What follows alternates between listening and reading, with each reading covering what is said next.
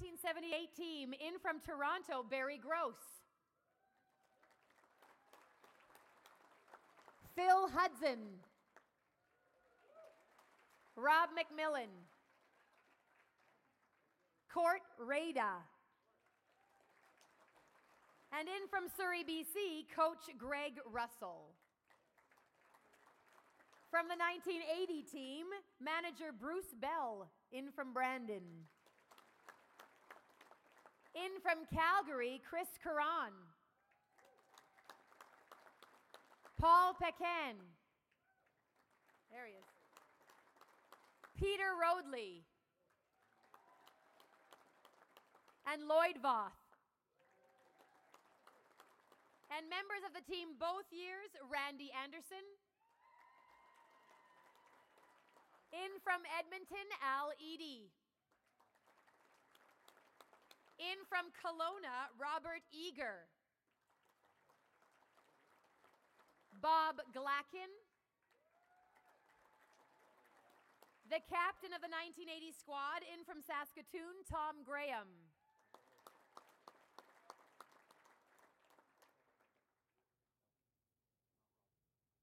Apparently Rob McMillan golfs.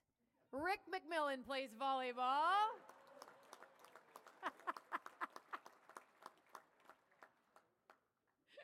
I could say really was on here, but it doesn't matter. The captain and playing coach of the 1978 team and the coach of the 1980 squad, Garth Pischke. And now speaking on behalf of the teams, please welcome Tom Graham. Thank you.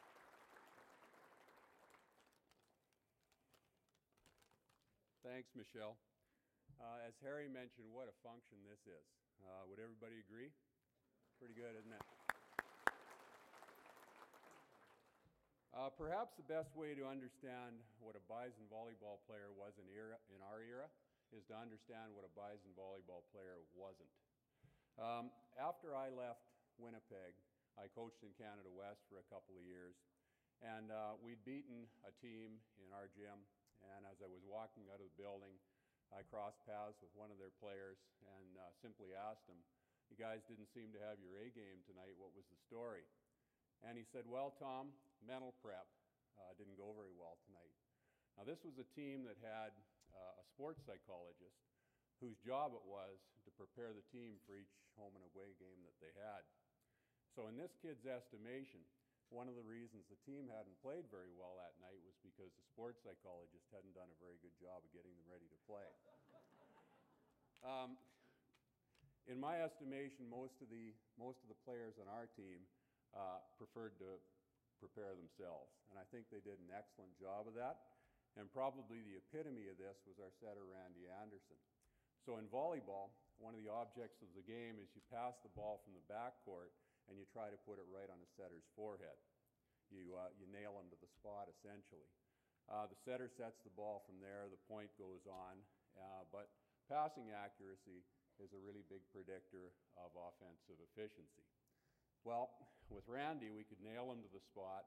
He'd set the ball, and if the point went on and we lost it, he was just as apt to turn to us and say, "Come on, you guys, pass the ball," as anything else. And while this caused some consternation amongst us as backcourt passers, we were fully cognizant of the idea that this guy was a great friend. He was a guy for whom the game mattered, and he was someone who prepared himself each and every day. As a Vancouver Islander who basically parachuted into the Manitoba volleyball subculture, I learned an awful lot from these guys in terms of how to conduct oneself as a high-level athlete. This team won in 77-78.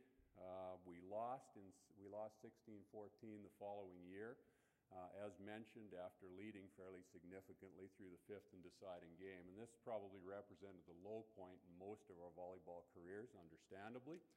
But as the video indicated, we also came back the following year and beat the same team in their own gym, which represented a significant high point, for sure. Revenge is a very motivating sort of an emotion in our sport, as it is with a lot of others.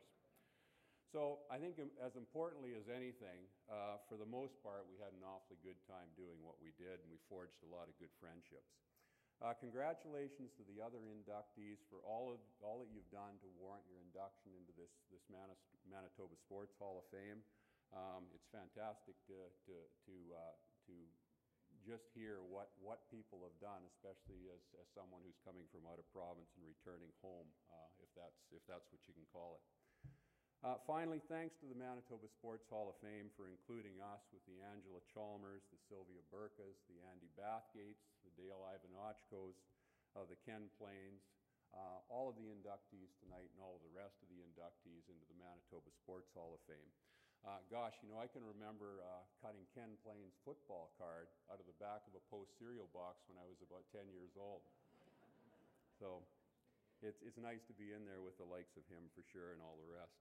I think the biggest honor, though, may be going in together as a team with the Court Radas, the Phil Hudsons, the Al Eadies, the Robert Eagers, the Garth Pischkes, and all the rest of our teammates who won a few games, shared life together, and have stood the test of time as friends over these many years. So thanks very much, guys, and thanks to everybody.